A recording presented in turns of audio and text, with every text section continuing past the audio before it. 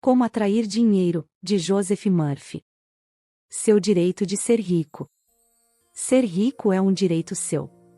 Você está destinado a ter uma vida abundante, alegre, radiante e livre. Para isso, deve possuir todo o dinheiro necessário a uma vida plena, feliz e próspera. A pobreza não é uma virtude. A pobreza é uma doença da mente e deveria ser erradicada da face da terra.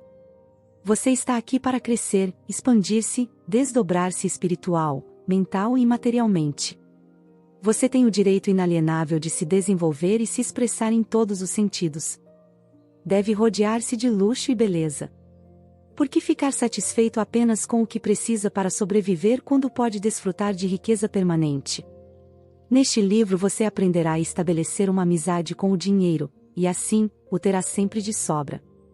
O desejo de ser rico é o desejo de uma vida melhor, mais completa e feliz. É uma imposição cósmica. E é algo bom, muito bom. Comece a ver no dinheiro seu verdadeiro significado, um símbolo de troca. Ele representa a sua libertação da necessidade. Representa beleza, luxo, abundância e refinamento. Ao longo deste capítulo, você provavelmente dirá: preciso de mais dinheiro, ou mereço um salário melhor. Acredito que a maioria das pessoas não é remunerada como merece. Uma das razões pelas quais muitos não possuem mais dinheiro é que, de alguma maneira, silenciosa ou abertamente, eles o condenam. Referem-se ao dinheiro como lucro sujo, ou acreditam que o amor ao dinheiro é a raiz de todos os males. Outra razão para não prosperarem é a de um sentimento oculto e subconsciente de que há virtude na pobreza. Essa imagem pode estar relacionada à educação recebida na primeira infância, às crenças supersticiosas ou à equivocada interpretação das escrituras. Não há virtude na pobreza. A pobreza é uma doença como qualquer outra perturbação mental. Quando você fica doente, fisicamente doente, logo imagina que há algo errado e vai procurar ajuda, ou toma alguma providência para melhorar. Do mesmo modo, se o dinheiro não estiver circulando de maneira constante em sua vida, é sinal de que algo anda radicalmente errado com você. O dinheiro é apenas um símbolo, e ao longo do tempo tomou várias formas como meio de troca. Sal, contas e objetos de todo tipo. No início dos tempos, a riqueza do homem era determinada pelo número de ovelhas ou bois que possuía. Hoje em dia é muito mais conveniente preencher um cheque do que carregar uma porção de carneiros para pagar as contas. Deus não quer que você viva numa cabana nem que passe fome. Ele quer que seja feliz, próspero e bem-sucedido. Deus é bem-sucedido em todos os seus empreendimentos, seja criando uma estrela ou uma galáxia. Você pode desejar dar a volta ao mundo, estudar arte em países estrangeiros, frequentar a universidade ou mandar os filhos a uma escola conceituada.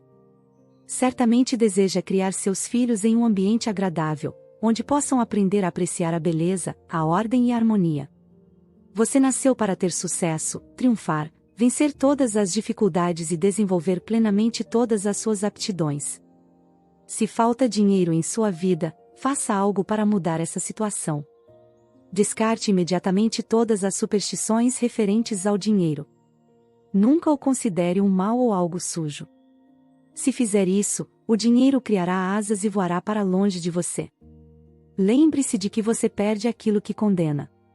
Imagine, por exemplo, que você encontre ouro, prata, chumbo, cobre ou ferro no quintal. Consideraria isso ruim?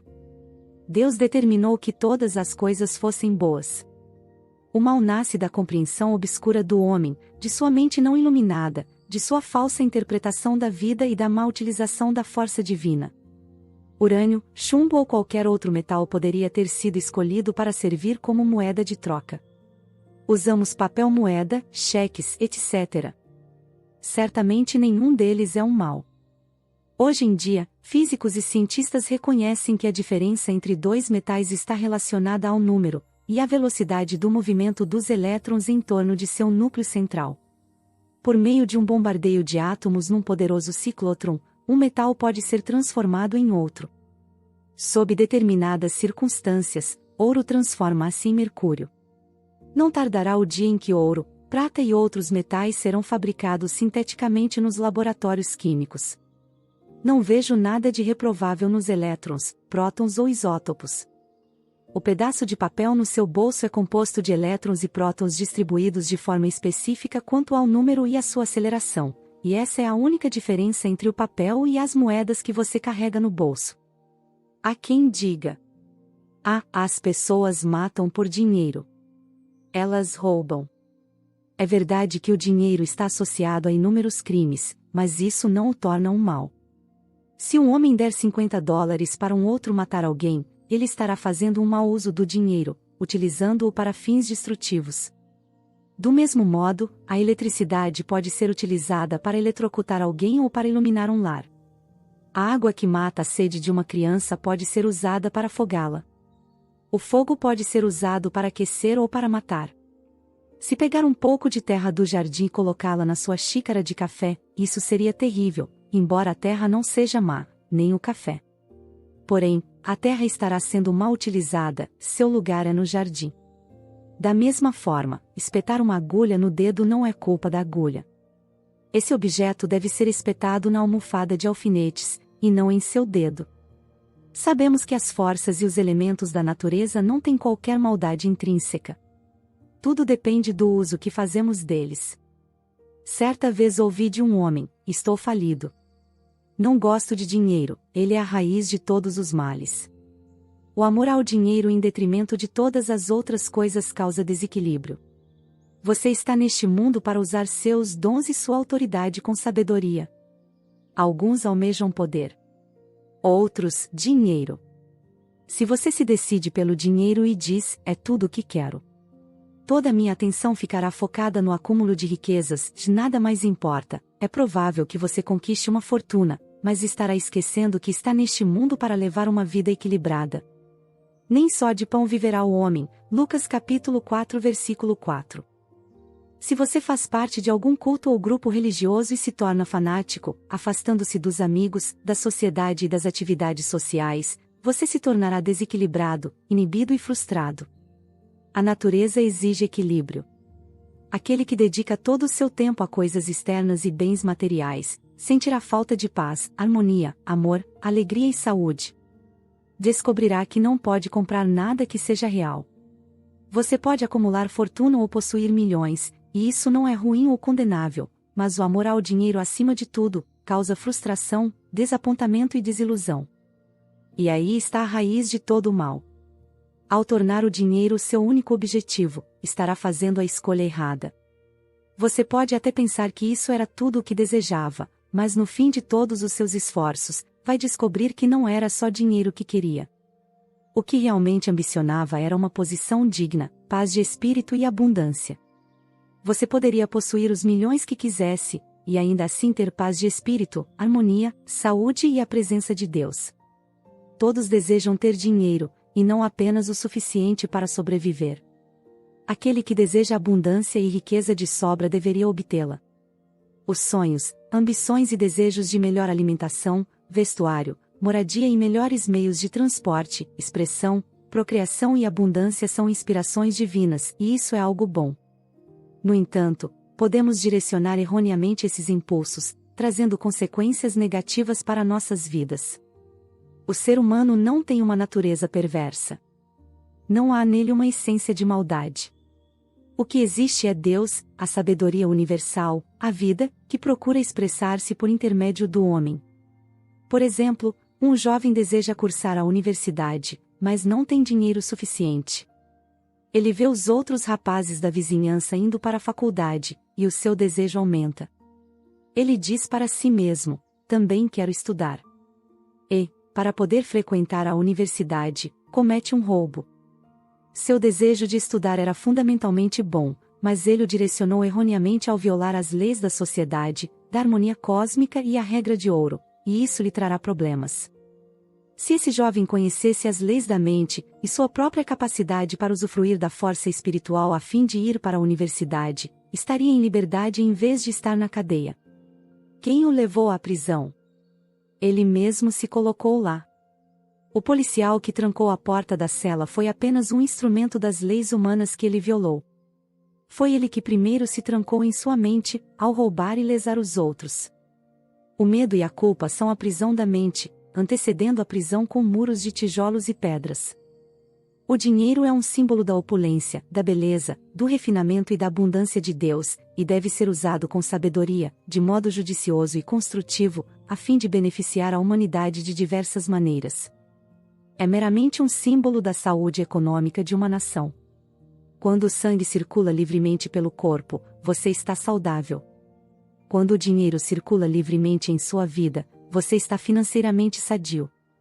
Quando alguém começa a acumular dinheiro, a guardá-lo em cofres e a viver com medo de perdê-lo, implanta-se a doença financeira.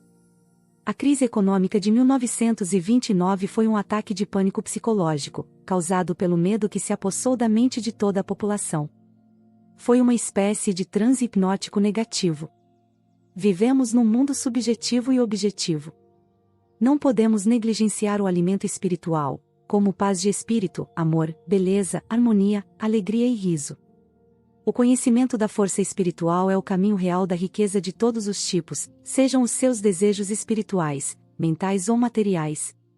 Quem estuda as leis da mente ou do princípio espiritual sabe que, a despeito da situação econômica, da flutuação do mercado de ações, das depressões, greves, guerras ou quaisquer outras circunstâncias, ele sempre estará amparado, independentemente da forma que o dinheiro possa assumir. A razão disso é a consciência da riqueza. Esse estudioso está convencido de que a riqueza flui constantemente na sua vida, proporcionando sempre uma abundância divina. Mesmo que amanhã ocorra uma guerra, fazendo com que todos os seus investimentos percam o valor, como aconteceu com o marco alemão após a Primeira Guerra Mundial, ele continuará atraindo riqueza e estará protegido, seja qual for a nova moeda. A riqueza é um estado de consciência. É um condicionamento da mente à fluência divina. O pensador das leis da mente vê o dinheiro ou a riqueza como a maré, algo que se afasta, mas sempre retorna. A maré nunca falha, assim como também não falha o alimento daquele que confia numa presença imortal, incansável e imutável, que flui incessantemente em sua onipresença. Aquele que conhece o funcionamento do subconsciente não se preocupa com a situação econômica, com as flutuações da bolsa de valores, com a desvalorização ou a inflação da moeda, desde que esteja envolto na consciência da providência divina. Esse homem é sempre abrigado e alimentado pela presença transcendente. Olhai para as aves do céu que não semeiam, não colhem, nem ajuntam em celeiros, e vosso Pai Celestial as alimenta. Não tendes vós muito mais valor do que elas? Mateus capítulo 6 versículo 26. Comungando conscientemente com a presença divina, reconhecendo que ela nos guia e orienta, que é um farol que ilumina cada passo e também a luz do nosso caminho, você estará protegido e alcançará a prosperidade divina. Esta é uma maneira simples de imprimir no subconsciente a ideia da fluência constante de riqueza. Pare as engrenagens de sua mente. Relaxe. Solte-se e imobilize sua atenção. Entre em um estado de sonolência e meditação, com o esforço reduzido ao mínimo, e então, de modo calmo, sereno e passivo, reflita sobre algumas verdades simples. De onde vêm as ideias? De onde vem a riqueza? De onde você veio? De onde vieram o seu cérebro e a sua mente? Você será levado de volta à origem única. Agora, você se encontra em condições de trabalhar espiritualmente. Já não considera um insulto admitir que a inteligência é um estado de espírito. Memorize esta pequena frase, e repita-a lentamente para si mesmo, durante 4 ou 5 minutos, 3 ou 4 vezes ao dia, especialmente antes de dormir. O dinheiro circula livre e constantemente na minha vida, e há sempre um excedente divino. Ao fazer isso com regularidade, a ideia de riqueza terá acesso à parte mais profunda da sua mente, e você desenvolverá a consciência de riqueza. A repetição mecânica da frase não conseguirá criar essa consciência. É preciso sentir a verdade daquilo que afirma. É preciso saber o que está fazendo e por que o faz. A mente profunda reage a tudo que conscientemente aceitamos como verdadeiro. No início, as pessoas que estão em dificuldades financeiras não obtêm resultados com afirmações como: sou rico, sou próspero, tenho sucesso. É possível até que isso provoque um agravamento de sua situação, simplesmente porque o subconsciente aceita apenas uma de duas ideias, aquela que é dominante. Quando alguém diz: sou próspero, a sensação de falta é ainda maior e algo diz interiormente: não, você não é próspero, você está falido. O dominante, nesse caso, é a sensação de falta, por isso cada afirmação contrária traz à mente uma reação que produz ainda maior falta. A maneira para um iniciante ultrapassar esse impasse é fazer uma afirmação que tanto o consciente como o subconsciente possam aceitar como válida, de modo a não haver contradições. O subconsciente absorve as crenças, os sentimentos, as convicções, tudo o que aceitamos como verdadeiro. É possível obter a colaboração do subconsciente dizendo: estou prosperando dia a dia. Estou crescendo em sabedoria e riqueza diariamente. Minha riqueza se multiplica a cada dia. Estou avançando, crescendo e melhorando financeiramente. Esse tipo de afirmação não cria conflito na mente. Um vendedor, por exemplo, com apenas 10 centavos no bolso, poderia concordar em que amanhã teria mais. Se vender um par de sapatos amanhã, nada o impede de dizer que suas vendas vão melhorar. Ele poderia dizer: minhas vendas estão aumentando diariamente. Estou indo para frente.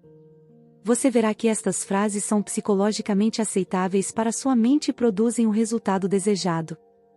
Os estudiosos mais avançados espiritualmente dizem, com um sentimento de tranquila certeza: sou próspero. Sou bem-sucedido. Sou rico. E conseguem também excelentes resultados. Por quê? Porque ao pensar, sentir ou dizer sou próspero, reconhecem que Deus é a fonte da infinita prosperidade, e tudo supre, e que o que vale para Deus vale para eles. Quando dizem sou rico, sabem que Deus é o suprimento infinito, o tesouro inexaurível, e o que vale para Deus vale para eles, pois Deus está dentro deles.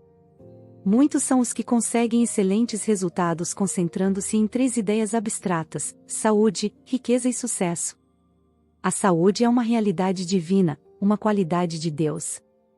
A riqueza é de Deus, eterna e infinita. E o sucesso também é de Deus, pois Ele é bem-sucedido em tudo o que empreende. O meio de conseguir esses resultados fora do comum é se colocar frente ao espelho e repetir, por 5 ou 10 minutos: saúde, riqueza e sucesso. Não se deve dizer, sou saudável, ou tenho sucesso, para não criar oposição na mente. Mantenha-se tranquilo e relaxado para que a mente se torne receptiva e passiva, e então repita as 3 palavras. Os resultados irão surpreender você. O que está fazendo é se identificar com verdades que são eternas e imutáveis. Você pode desenvolver uma consciência de riqueza. Coloque em prática os princípios enunciados e explicados neste livro, e seu deserto se regozijará e florescerá. Há muitos anos, na Austrália, trabalhei com um rapaz que desejava ser cirurgião, mas não tinha dinheiro para isso, e nem sequer havia terminado o ensino médio.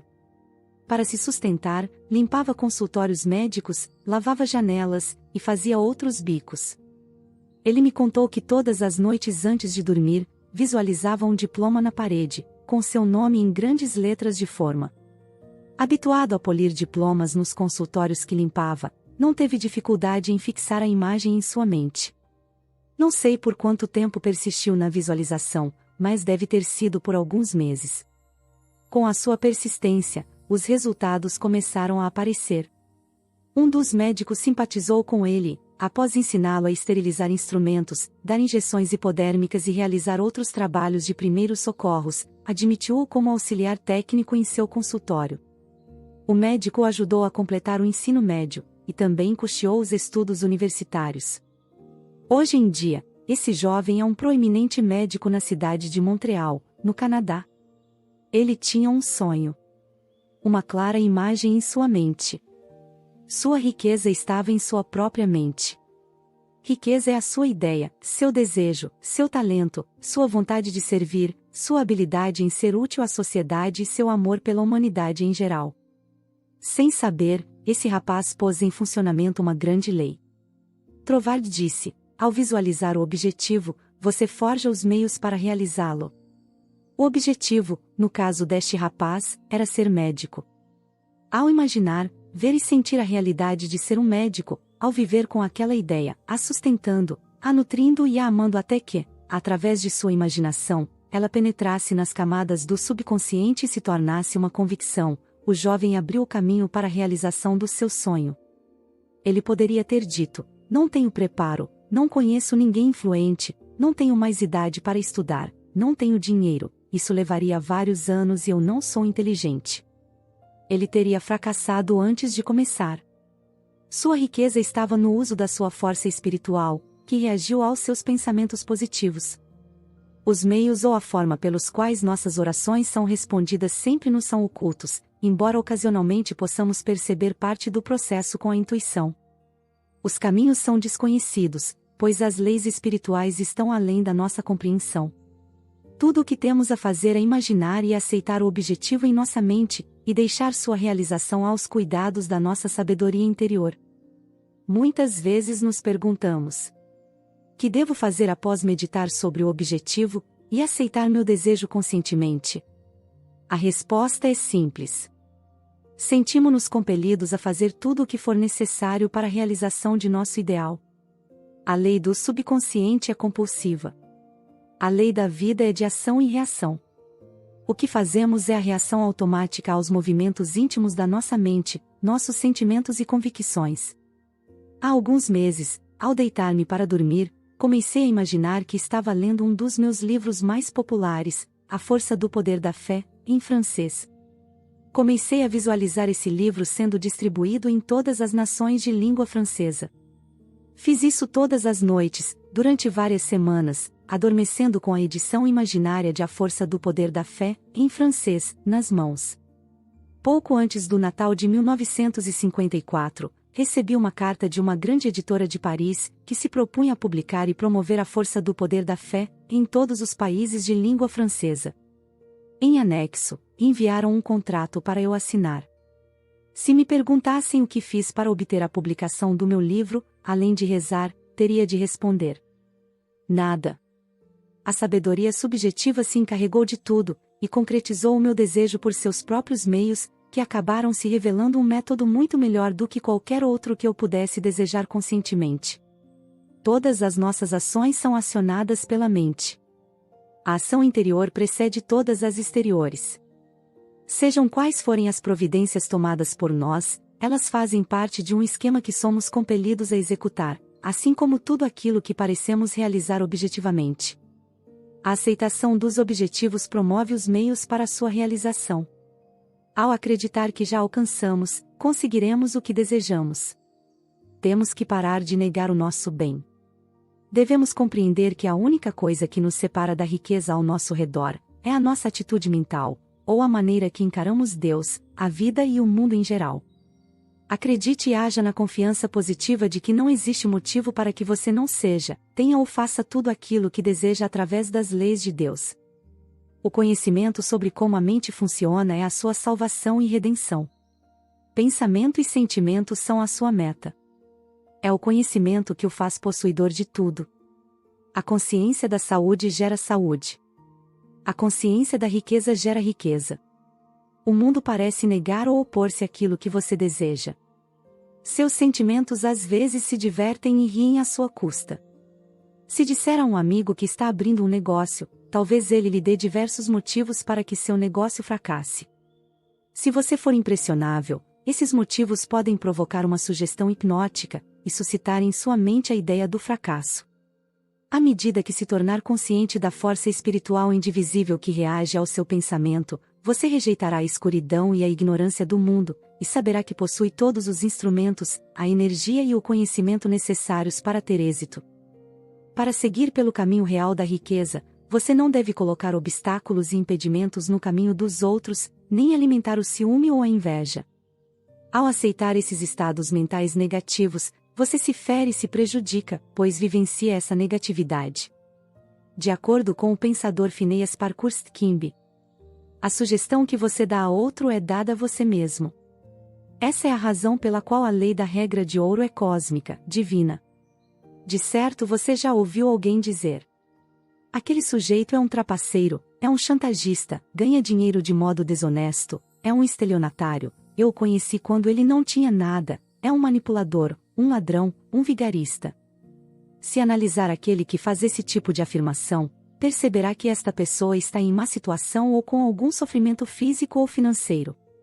Talvez os seus colegas de faculdade tenham se tornado bem-sucedidos e ele não, e agora ele sinta amargura e inveja do sucesso deles. Na maioria dos casos, essa é a causa do seu próprio fracasso. Ao pensar mal dos antigos colegas de faculdade, e condenar a riqueza deles, ele faz com que a riqueza e a prosperidade que deseja desapareçam. Está condenando aquilo que deseja. Ele está rezando em sentidos opostos. Por um lado, diz: Deus, me dê prosperidade, e por outro, mesmo que não diga, pensa: eu me ressinto da riqueza de fulano.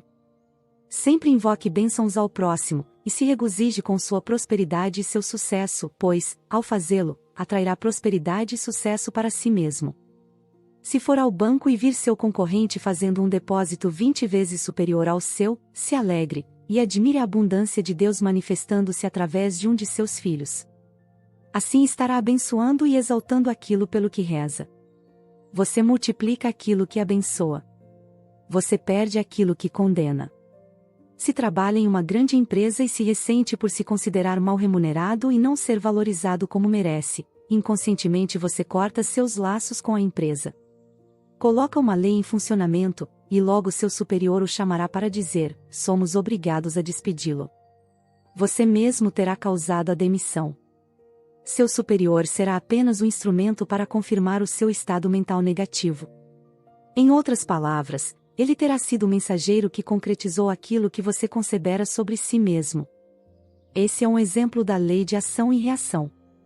A ação foi o movimento interno de sua mente, e a reação foi a resposta do mundo exterior, que corresponde ao seu pensamento mais profundo. Talvez ao ler isso, você se lembre de alguém que tenha enriquecido tirando vantagem de outras pessoas, as enganando, propondo-lhes maus negócios. A resposta a isso é óbvia, pois se roubamos, trapaceamos ou fraudamos os outros, estamos fazendo o mesmo conosco. Entramos num estado de privação que acarretará perdas, que podem ser de vários tipos: de saúde, prestígio, paz de espírito, situação social, doença na família ou complicações no trabalho. A perda não necessariamente está ligada ao dinheiro. Há perdas que não podem ser medidas em cédulas e centavos. Não é uma sensação maravilhosa poder deitar a cabeça no travesseiro à noite, sentindo-se em paz com o mundo inteiro, com o coração repleto de boa vontade em relação a todos? Há pessoas que acumularam dinheiro por meios errados, ludibriando os outros, trapaceando, enganando, e que pagaram um preço elevado por isso. Esse preço pode ser o de doenças físicas e mentais, complexos de culpa, insônia ou receios ocultos. Um homem me fez a seguinte declaração: sim, eu subi pisando nos outros. Consegui o que queria, mas tive câncer no caminho. Ele compreendeu que havia obtido sua riqueza de forma condenável. É possível ser rico e próspero sem fazer mal a ninguém. Muitas pessoas estão constantemente roubando a si mesmas, furtam-se paz de espírito, saúde, alegria, inspiração e felicidade. Elas podem dizer que jamais foram roubadas, mas é verdade? Cada vez que nos ressentimos de outrem, cada vez que sentimos ciúmes ou inveja da riqueza e do sucesso dos outros, estamos roubando nossas próprias oportunidades. Esses sentimentos têm de ser banidos incisiva e decididamente. Não devem viver em nossas mentes, mas sim serem expulsos com a força do pensamento positivo. Lembro-me de ter lido, no início da guerra, sobre uma mulher do Brooklyn, Nova York, que foi de loja em loja comprando todo o café que conseguiu. Sabia que o produto em breve seria racionado e estava temerosa de que não restasse o suficiente para ela. Comprou tanto quanto pôde e armazenou na adega. Na mesma noite foi à igreja, e ao voltar para casa, descobriu que sua porta tinha sido arrombada por ladrões que lhe roubaram, não só o café, mas prataria, dinheiro, joias e outros objetos de valor.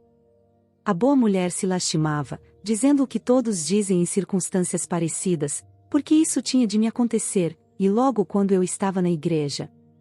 Eu, que nunca roubei nada de ninguém. Seria verdade? Ela não estaria embebida da sensação de carência e medo quando começou a acumular seu suprimento de café? Esse sentimento foi suficiente para atrair a perda para o seu lar. Ela não precisou roubar uma loja ou um banco.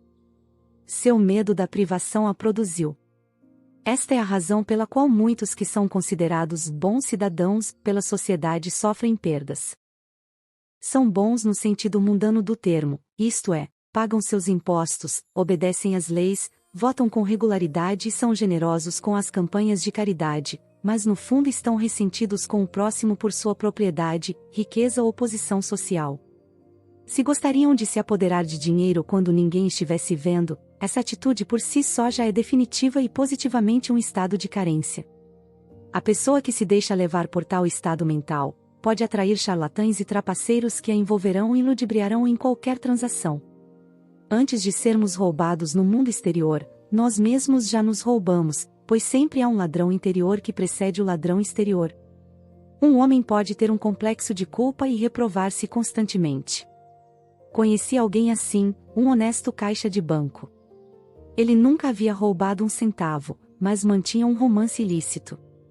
Sustentava outra mulher, relegando sua própria família. Vivia com medo de que o descobrissem, o que gerava um profundo sentimento de culpa.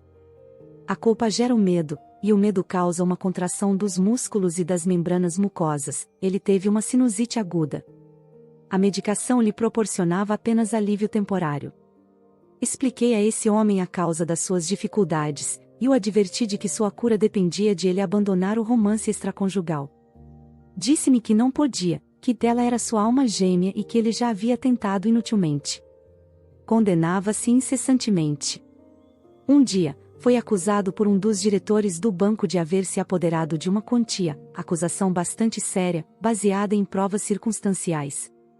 Foi dominado pelo pânico, e compreendeu que a única razão pela qual era acusado erroneamente, era o fato de que condenava-se o tempo todo intimamente. Verificou então como funciona a mente.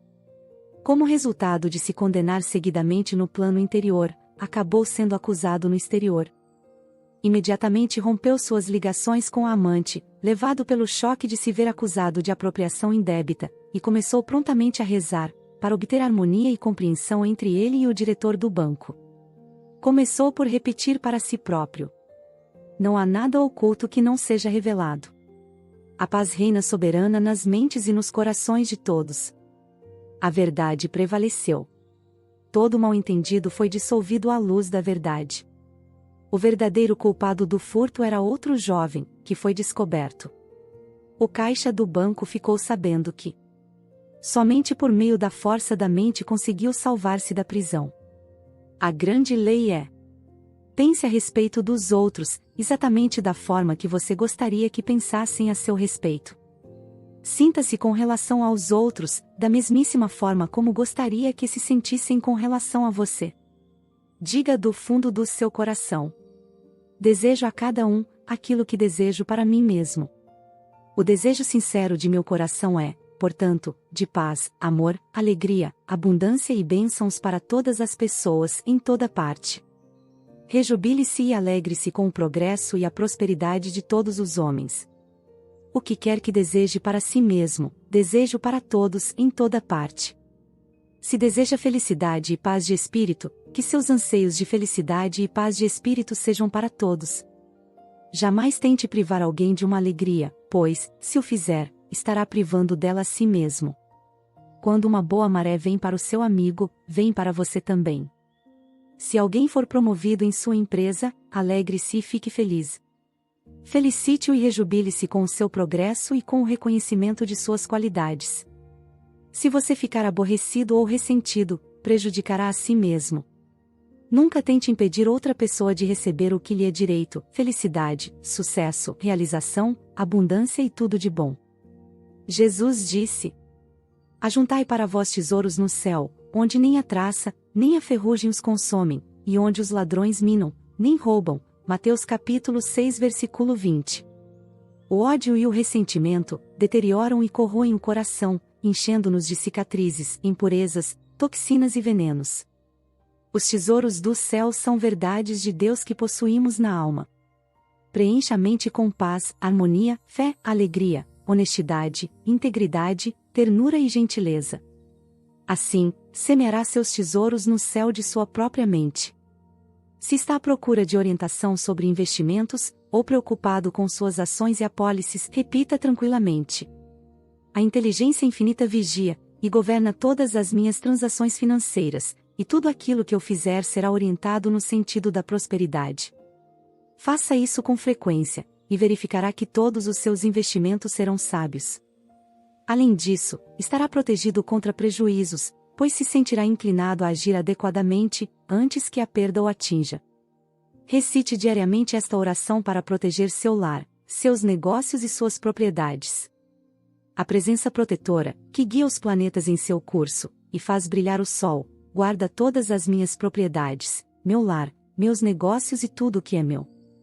Essa presença é a minha fortaleza e o meu cofre, e nela estão seguros todos os meus bens. É maravilhoso. Relembrando-se diariamente dessa grande verdade, e observando as leis do amor, você será sempre orientado, protegido e prosperará de todas as formas. Nunca sofrerá perdas, pois escolheu a força mais alta para ser seu conselheiro e guia. O manto do amor divino o envolve e cobre em todas as ocasiões. Você repousa nos braços eternos da verdade. Todos nós devemos procurar uma orientação íntima para nossos problemas. Se tiver um problema financeiro, repita a seguinte frase, antes de adormecer: agora dormirei em paz. Entrego o assunto ao saber elevado que existe dentro de mim, que conhece todas as respostas. Com o nascer do sol, pela manhã, surgirá a solução para o meu problema. Sei que a aurora nunca falha. Adormeça após repetir esta frase, sem remoer, rebuscar ou se exaltar com o problema.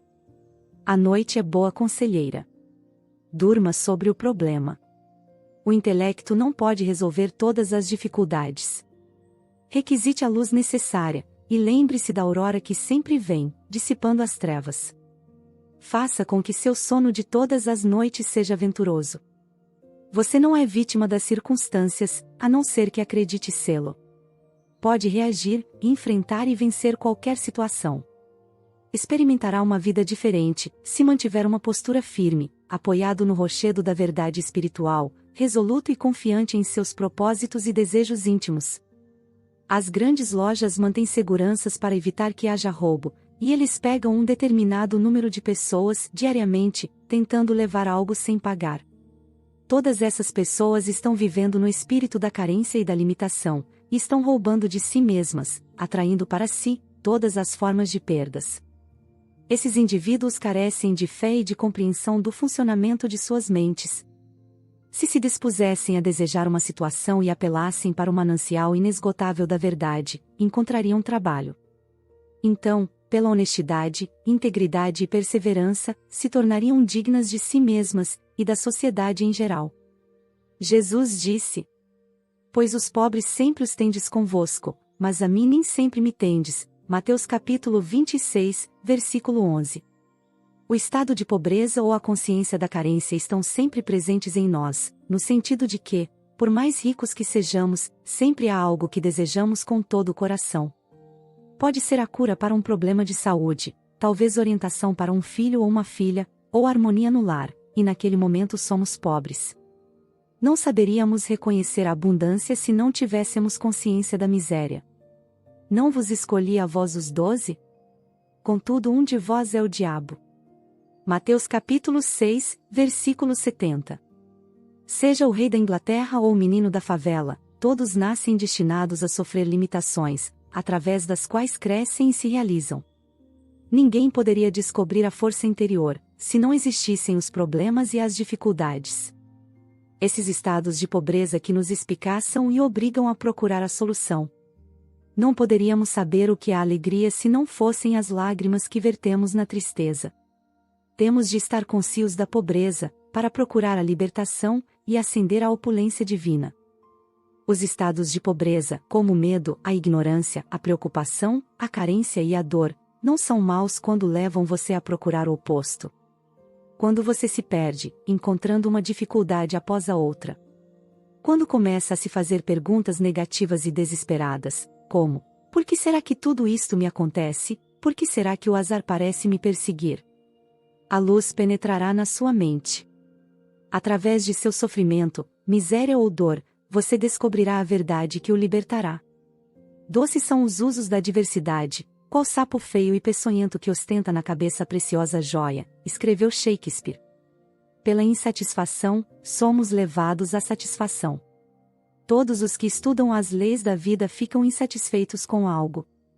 Todos tiveram algum problema ou dificuldade que não puderam resolver, ou não se contentaram com as respostas humanas aos desafios da vida. E todos encontraram sua resposta na presença eterna, que existe dentro de cada um, a pérola de alto valor, a joia preciosa. A Bíblia diz: busquei ao Senhor, e Ele me respondeu, e de todos os meus temores me livrou. Salmos capítulo 34, versículo 4. Quando realizar sua ambição ou desejo, se sentirá satisfeito apenas por um breve período de tempo. Depois, a ânsia de expansão surgirá novamente. É a vida procurando expressar-se em seu mais alto nível através de você.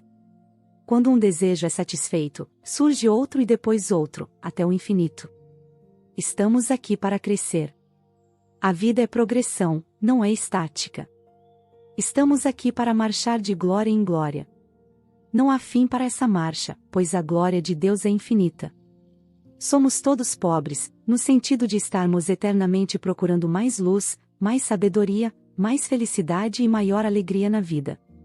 Como tudo isso é infinito, nunca poderemos exaurir, na eternidade, a glória, a beleza e a sabedoria que se encontram dentro de nós, de tão maravilhosos que somos. No estado absoluto, tudo tem fim. Porém, no mundo relativo, temos de ser despertados para aquela glória que já era nossa antes do mundo. Por mais sábios que sejamos, estamos sempre procurando mais saber, portanto, ainda somos pobres. Por mais inteligentes que sejamos no campo da matemática, da física ou da astronomia, apenas desvendamos o verniz da superfície, ainda somos pobres. Nossa jornada nos leva sempre para frente, para cima e para a eternidade. É verdadeiramente um processo de despertar, com o qual nos damos conta de que a criação está terminada. Quando compreendemos que Deus tem que crescer, expandir-se ou estender-se, começamos gradualmente a acordar do sono da limitação, e a tornar-nos vivos em Deus. À proporção que as camadas de medo, ignorância e transe caem de nossos olhos, começamos a ver a realidade como Deus enxerga. A cegueira é removida aos poucos, e começamos a ver o mundo exatamente como Deus o fez, pois começamos a vê-lo através dos seus próprios olhos. Então, você diz: é chegado o reino dos céus. Mateus capítulo 4, versículo 17. Alimentemos o pobre que está dentro de nós. Vistamos as ideias nuas, e demos-lhes forma com a crença na realidade da ideia, confiantes de que o grande fabricante que está dentro de nós lhe dará forma e a tornará concreta. Então nossa palavra, ideia, se transformará em carne, tomará forma. Quando temos fome, estados de pobreza, procuramos alimento. Quando preocupados, procuramos tranquilidade. Quando doentes, procuramos saúde, quando enfraquecidos, procuramos forças. Nosso desejo de prosperidade é a voz interior dizendo-nos que a abundância nos pertence. Portanto, através de nossos estados de pobreza, encontramos incentivo para crescer, expandir-nos e concretizar e realizar nossos desejos. A dor que você sente no ombro é uma bênção disfarçada, ela lhe diz que é preciso tomar uma providência imediata. Se não houvesse dor ou indicação do mal, algo muito ruim poderia ocorrer com seu braço. A dor é um sistema de alarme de Deus, que lhe indica a necessidade de procurar paz e força curativa, de sair da escuridão para a luz. Quando sentimos frio, acendemos uma fogueira. Quando temos fome, comemos. Quando nos falta algo, devemos entrar numa consciência de opulência e fartura. Devemos imaginar o objetivo alcançado e rejubilarmos-nos com ele. Imaginando o objetivo alcançado e sentindo-o como verdadeiro, fabricamos os meios para sua realização. Quando estiver preocupado e receoso, supra sua mente com as grandes verdades que resistiram aos séculos e durarão para sempre. Poderá, então, obter conforto espiritual meditando sobre os grandes salmos. Por exemplo, o Senhor é meu pastor, nada me faltará. Deus é meu refúgio, minha salvação, a quem temerei? Deus é o auxílio sempre presente na hora do perigo. Ele me cobrirá com seu manto e me protegerá. Um com Deus é maioria. Se Deus estiver do meu lado, quem poderá ficar contra mim? Tudo faço com a força que Deus me proporciona. Deixe que as vibrações positivas destas verdades invadam sua mente e seu coração, e elas expulsarão todos os receios, dúvidas e preocupações, por meio deste processo meditativo. Absorva outra grande verdade espiritual. Um coração feliz torna o semblante alegre. Um coração feliz é uma festa contínua. Um coração feliz age como um remédio benfazejo, um espírito aflito resseca o corpo. Portanto, lembra-te de que podes pôr em ação os dons divinos que tens dentro de ti.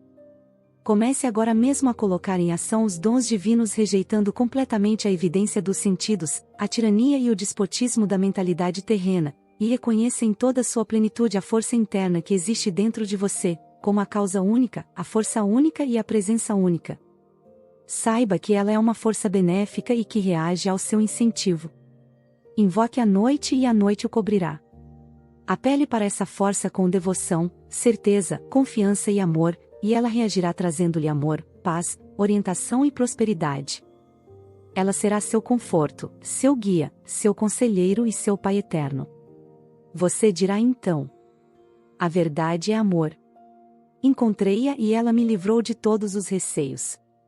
Você caminhará por pradarias verdejantes, onde a abundância e todas as riquezas de Deus circulam livremente através de você. Repita para si mesmo, com franqueza e alegria, durante o dia: caminho todo o dia consciente da presença da força de Deus. Sua plenitude circula em mim todo o tempo, preenchendo todos os vazios de minha vida. Quando estiver pleno do sentimento de ser aquilo a que aspira, seus desejos serão realizados. Há vazios em sua vida? Repense a saúde, a riqueza, o amor e a autoexpressão. Está inteiramente satisfeito em todos os campos? Ou está faltando algo em um deles? Tudo o que desejar, seja o que for, se enquadra em uma dessas 4 classificações. Se declarar: tudo o que desejo é verdade ou sabedoria, expressará o desejo de todas as pessoas, em toda parte. Isso é o que todos desejam, embora possam enunciá-lo de forma diferente. A verdade e a sabedoria são o anseio máximo de todo ser humano, anseio esse que se enquadra na classificação de autoexpressão. Cada qual deseja expressar-se de forma mais completa e divina. Através da carência, da limitação e dos problemas, você cresce na luz divina, descobrindo-se a si mesmo. Não existe outra forma para o descobrimento do eu. Se sua força interior não pudesse ser usada de 2 maneiras, você nunca descobriria a si mesmo, nem chegaria a compreender a lei que o governa.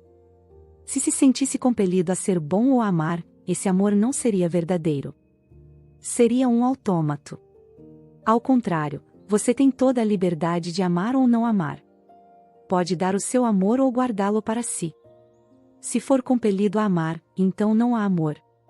Quando uma pessoa lhe diz que o ama e o deseja, não se sente lisonjeado.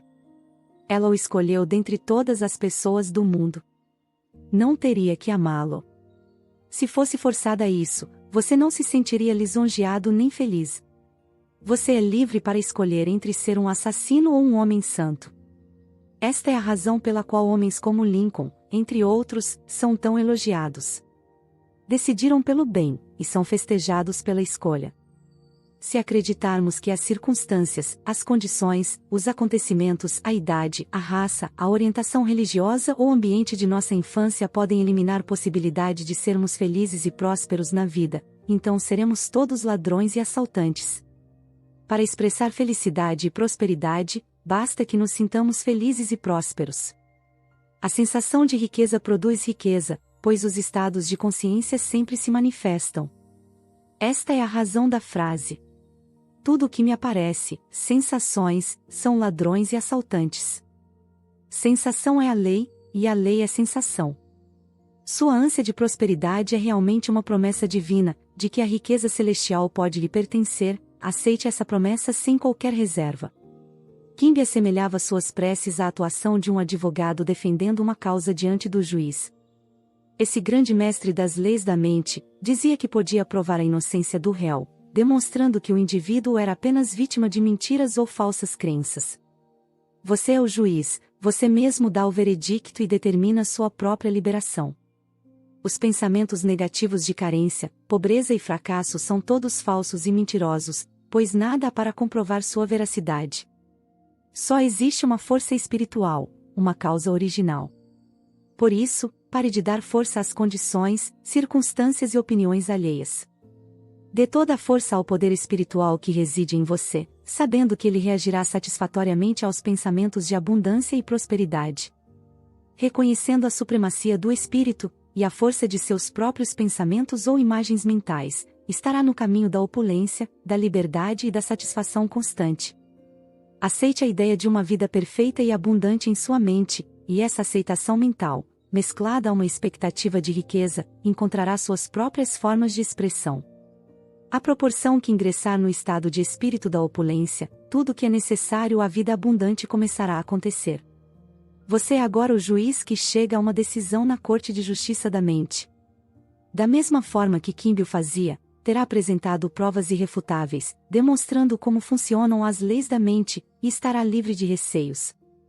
Terá condenado e exterminado todos os pensamentos de medo e superstição que existem na mente. O medo é o que nos leva a agir. Não é realmente mal, pois serve para nos dizer que devemos nos movimentar em sentido contrário, no sentido da fé em nós mesmos e em todos os valores positivos. Faça desta frase a sua oração diária, guarde-a em seu coração. Deus é a fonte dos meus suprimentos. Sua riqueza flui em mim de forma profusa, copiosa e abundante. Tenho permanente consciência do meu real valor. Partilho os meus talentos com generosidade, e sou recompensado de forma divinamente maravilhosa. Muito obrigado, Pai. O caminho da riqueza. A riqueza está na mente. Imagine por um momento que o diploma de um médico fosse roubado, junto com o equipamento de seu consultório. Estou certo de que todos concordariam que a riqueza desse médico está em sua mente. Ele poderia continuar seu trabalho, diagnosticando doenças, prescrevendo remédios, operando e fazendo conferências sobre assuntos médicos. O que havia sido roubado eram apenas símbolos, que podiam ser substituídos. Sua riqueza encontrava-se em sua capacidade mental, seu conhecimento sobre tratar doentes, e sua habilidade de contribuir para o bem da humanidade em geral. Sempre se é rico quando se tem o desejo de contribuir para o bem da humanidade.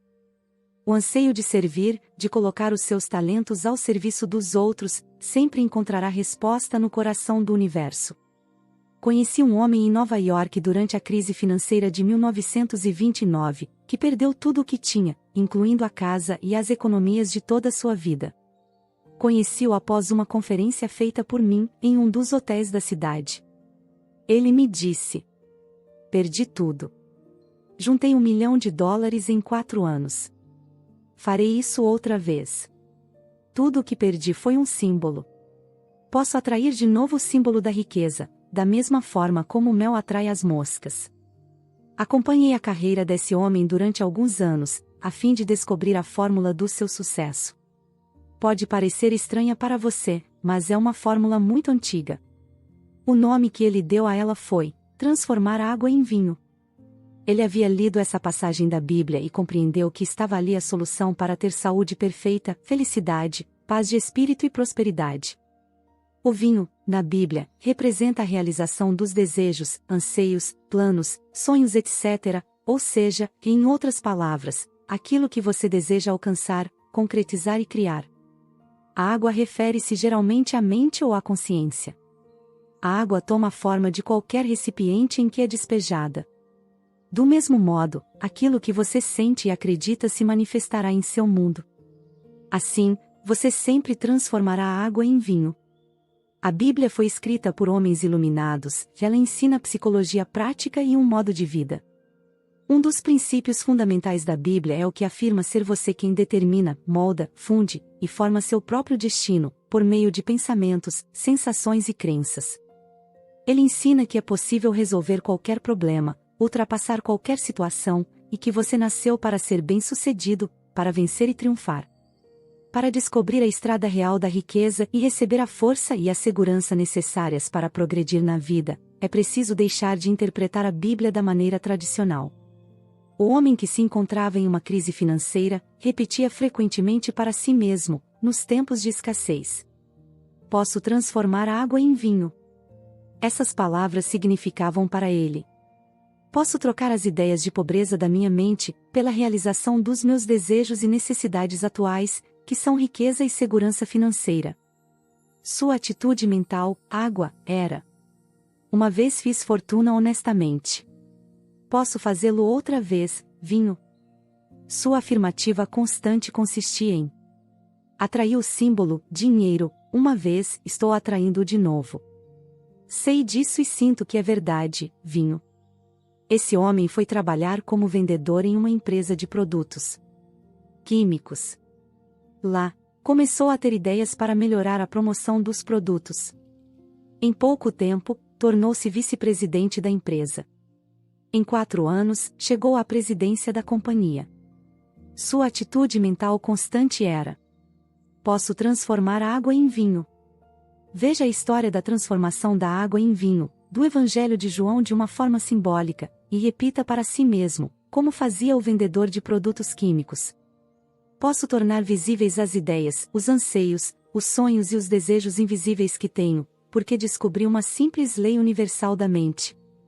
A lei por ele demonstrada era a da ação e reação. Isso significa que o mundo exterior, o corpo, as circunstâncias, o ambiente e a situação financeira, é sempre um reflexo fiel de seus pensamentos íntimos, crenças, sentimentos e convicções. Sendo assim, você deve procurar mudar seus padrões de pensamento, buscando viver imerso em ideias de sucesso, riqueza e paz de espírito. Focando a mente nesses conceitos positivos, eles vão gradualmente criar raízes na consciência, como sementes plantadas na terra. Assim como as sementes, pensamentos e ideias, germinam e dão frutos, o mesmo acontecerá com seus pensamentos habituais, que se manifestarão em prosperidade, sucesso e paz de espírito. O pensamento sábio, ação, é seguido pela ação correta, reação. Você pode conseguir riquezas quando tomar consciência do fato de que a prece é uma festa de casamento. A festa é psicológica, você medita, banqueteia-se mentalmente, sobre sua bondade ou seu anseio, até fundir-se com o objeto de sua meditação. Vou contar-lhes agora uma história verídica, de como uma jovem realizou seu primeiro milagre transformando água em vinho. Ela gerenciava um bonito salão de cabeleireiro. Sua mãe adoeceu, e ela foi forçada a ficar muito tempo em casa, cuidando da doente, e acabou deixando o trabalho de lado. Durante sua ausência, 2 funcionários desviaram dinheiro. Ela foi à falência, perdeu a casa e viu-se crivada de dívidas. Desempregada, não tinha como pagar as contas do hospital. Expliquei a essa jovem a fórmula mágica de transformação da água em vinho. Deixei claro que por vinho devia entender a resposta às suas orações, ou a concretização de seu ideal. Ela estava em conflito com o mundo exterior. Olhe para os fatos, dizia, perdi tudo, o mundo é cruel. Não posso pagar minhas contas. Não posso rezar, pois perdi toda a esperança. Estava tão absorta e envolvida no mundo material, que havia esquecido completamente a causa interna de sua situação. À medida que conversávamos, ela começava a entender que precisava resolver as contradições de sua mente. Seja qual for seu desejo ou ideal ao ler este livro, você também encontrará em sua mente um pensamento ou ideia que a ele se oponha. Se o seu desejo for de saúde, por exemplo, talvez haja simultaneamente vários outros pensamentos em sua mente. Não tenho cura. Tentei, mas estou pior. Isso de cura espiritual é complicado demais para mim. Ao analisar-se, não é comum encontrar uma espécie de luta em sua mente? Como aquela jovem, você considera que há elementos e circunstâncias exteriores que se opõem ao seu desejo de expressão, riqueza e paz de espírito. A verdadeira prece ensina a resolver o conflito mental. Na oração, você escreve aquilo em que acredita em sua própria mente. O filósofo Emerson disse: o homem é o espelho daquilo em que pensa durante todo o dia. Seus pensamentos habituais constroem suas crenças. Ao repetir certo tipo de pensamento, você estabelece opiniões e crenças bem definidas na mente profunda, chamada subconsciente. A partir daí, essas crenças e opiniões dirigem e controlam todas as ações. Compreender esse processo e aplicá-lo é o primeiro passo para transformar água em vinho, ou seja, transformar a carência e a privação em abundância e opulência. O homem que ignora sua força espiritual está, portanto, sujeito a pensamentos negativos, à carência e à privação. Abra agora mesmo a Bíblia e realize seu primeiro milagre, exatamente como fez a moça do salão de cabeleireiro. Você pode fazê-lo. Entretanto, se você ler a Bíblia como um mero livro que narra acontecimentos históricos, estará negligenciando o ponto de vista espiritual e mental das leis da mente, que é o que deve nos interessar nesse livro. Tomemos esta passagem. E no terceiro dia fizeram-se umas bodas em Caná da Galileia, e estava ali a mãe de Jesus, João capítulo 2 versículo 1. Galileia significa sua mente, ou consciência. Caná representa seu desejo. A boda é puramente mental, ou seja, a materialização subjetiva do seu desejo. Esta bela e completa representação da prece é um drama psicológico em que todos os personagens são sensações e ideias existentes dentro de cada um. Um dos significados de Jesus é raciocínio iluminado. A mãe de Jesus simboliza o sentimento, os estados de espírito ou as emoções que se apossam de nós.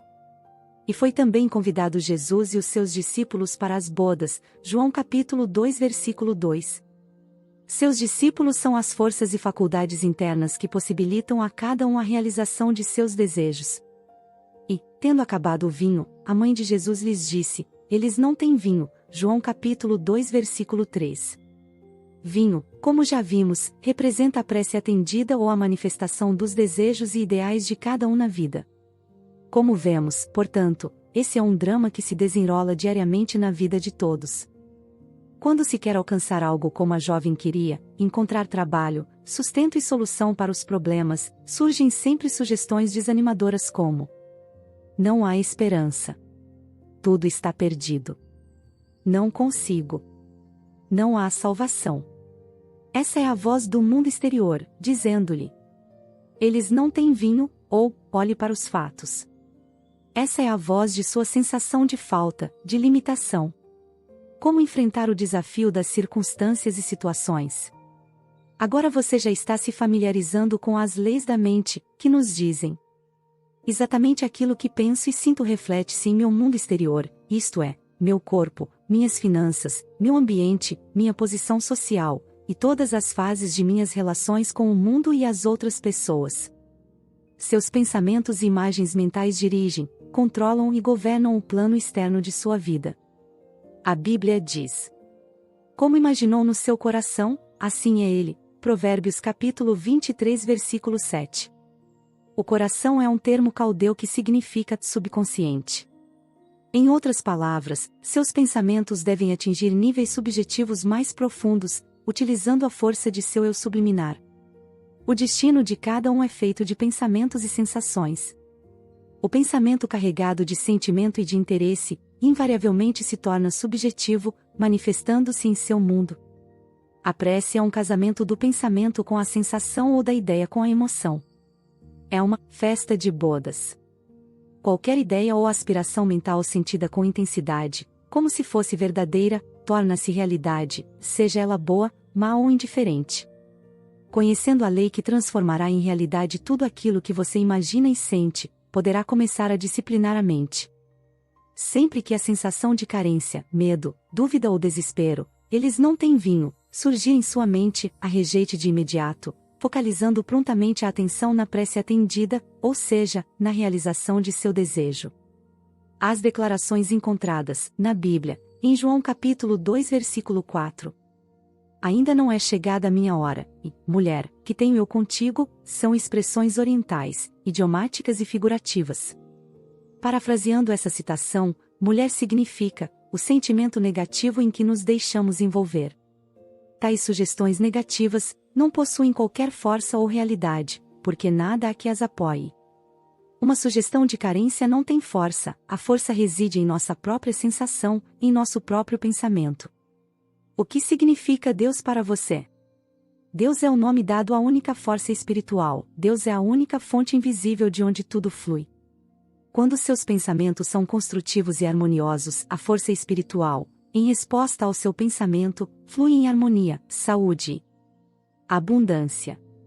Pratique a maravilhosa disciplina de rejeitar todo e qualquer pensamento de carência, pelo imediato reconhecimento da força espiritual, e sua reação de obediência aos pensamentos construtivos, e à capacidade de imaginação.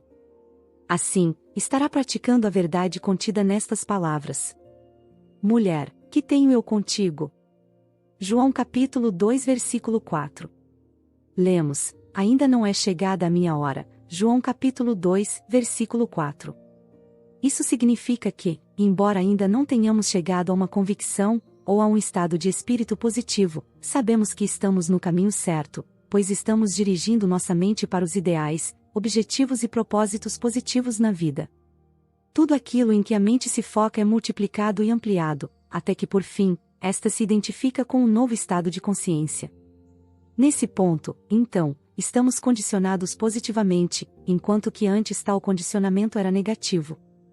O homem espiritual, utilizando-se da prece, transfere-se de um ambiente de carência para outro de confiança, paz e fé em sua força espiritual. Uma vez que a fé e a confiança se encontram na força espiritual, sua mãe, sensações e estados de espírito, registram um sentimento de triunfo ou vitória, e todo esse conjunto lhe trará a solução, ou a resposta à sua prece. Os jarros da história bíblica referem-se aos ciclos mentais, que ocorrem no homem para promover a realização subjetiva de seus desejos.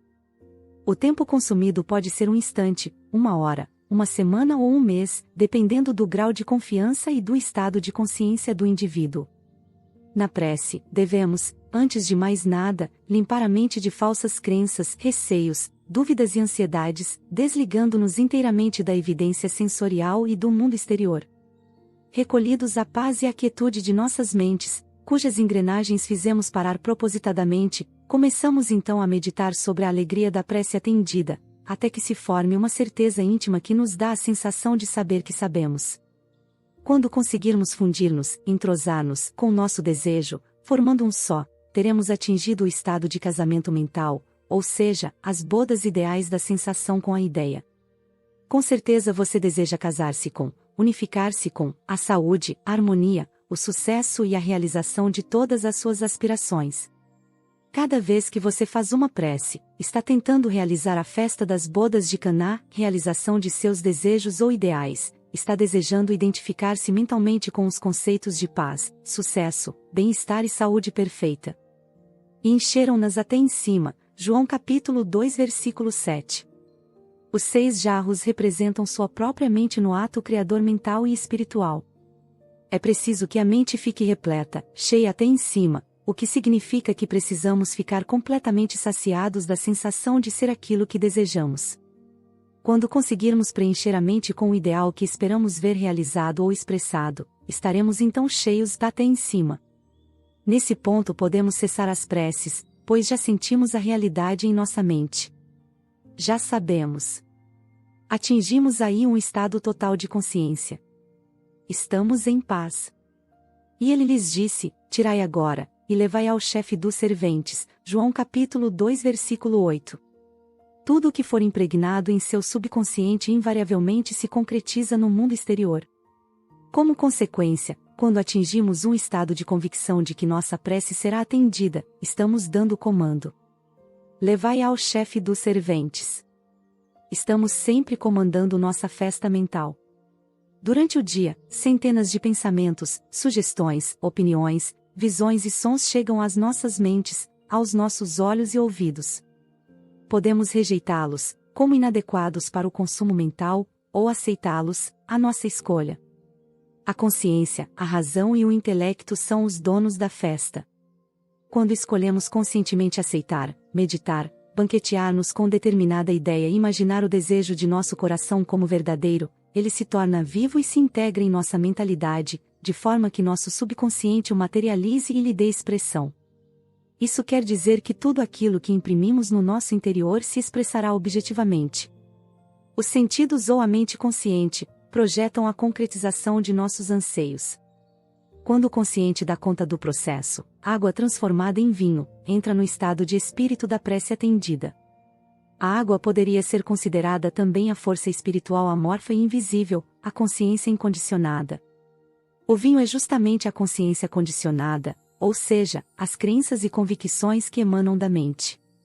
Os servos que recolhem água para nós representam paz, confiança e fé.